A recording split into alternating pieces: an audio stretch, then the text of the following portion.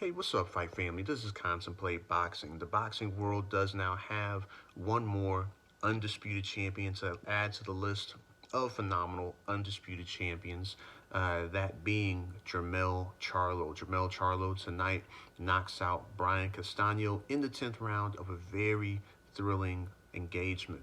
Up to about round 7, the fight did look very competitive. The fight was competitive throughout much of the fight. They did seem very well matched. About round 7, you did start to see Jermell Charlo. He did start to make some adjustments. Started becoming much sharper with his counter punches. You did see Charlo even tie up Castaño at different points, kind of to break up Castaño's momentum just a little bit. Castaño he wasn't as able to be as busy as he probably wanted to be. He wasn't nearly as effective with his aggression on the ropes against Jermell Charlo. Jermell Charlo, right around round 10, he did land a huge left hook. And initially, Castaño did look like he took the left hook well, like he did appear to take the majority of Charlo's other shots, pretty well or pretty decently, up until we saw Castaño's legs literally crumble underneath his body.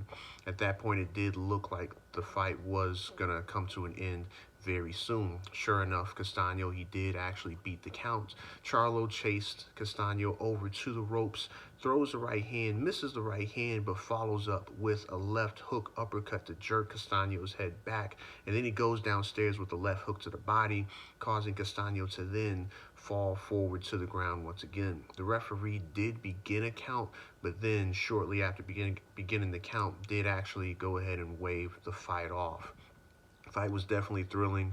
It was good to see both men give their all. Both men gave a phenomenal account of one another. Brian Castaño, although he did lose, and he did lose by stoppage, I do believe that he and all of his fans can actually look at Castaño and be very much proud. I would like to see Castaño back. I think that there are many other thrilling bouts for him, still at 154 pounds. Castaño doesn't have anything to be ashamed of in regards to his performance. I believe, most of us did expect Jermell Charlo to be the one to come in with different improvements, to come in with different adjustments, to be the main person that would actually adjust out of the two.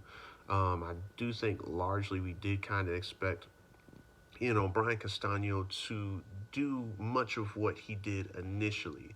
Unfortunately, Brian Castaño does strike me and probably many others as a kind of fighter that won't do a lot of things too much differently the first time.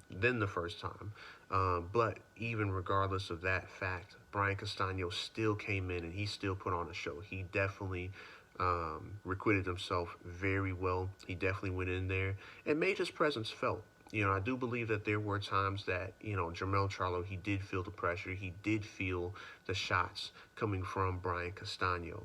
But again, Jermell Charlo was able to make those adjustments, I think, right around round 7.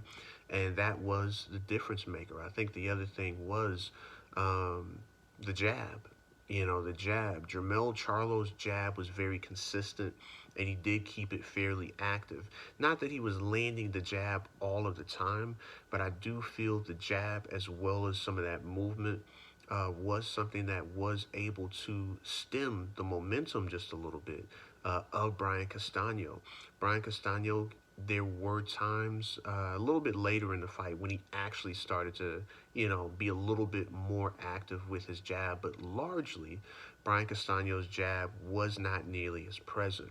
Charlo, from the very first round, he established his jab, upstairs, downstairs occasionally, but largely using that jab to kind of keep Castaño away for the most part. Castaño was still trying to consistently pressure Jermell Charlo to the ropes. Charlo did do well in not getting caught against those ropes nearly as much and countering, very well off the ropes, like he initially did. So, it was a very good performance by both men. But, however, of course, Charlo's game plan did win out over Castaño's. Charlo's performance did win out over Castaño's.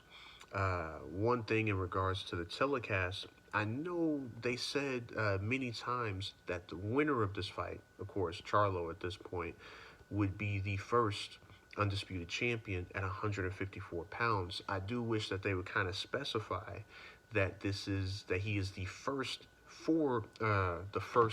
undisputed champion during the four belt era. In this particular era, where now the WBO is recognized as a major title, where you have the WBA, the IBF, the WBC, and the WBO as the four major governing bodies. He is the first undisputed champion in this era. I believe, and somebody can correct me if I'm wrong, the most previous undisputed champion, that was Winky Wright, and I believe that was prior to the WBO being considered as a major governing body at 154 pounds. Jermell Charlo is not the first undisputed champion in the division to my memory, but he is the first in the four belt era. The last undisputed champion was Ronald Winky Wright. If I'm remembering correctly, Fight Family, somebody correct me if I'm wrong on that, please. But family, let me know how y'all felt. What's next for Jermell Charlo? One thing that I did appreciate hearing, although Charlo did say that, hey, I don't know, maybe I'll move up to 160 and do this all over again.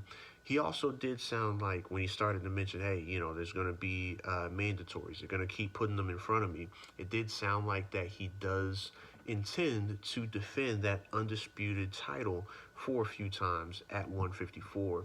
And I do like to see that when individuals become undisputed. I do like to see them defend that undisputed status one or two times, or a few times before they go on to the next division. I do love to see that. So if Jermell Charlo does decide to do that, I'm excited to see that. Excited to see him get a few defenses of that undisputed status at that division and then move up if he decides to do that. But anyhow, Fight Family, let me know your thoughts. What do you think? Hey, y'all take it easy. In the meantime, peace. God bless.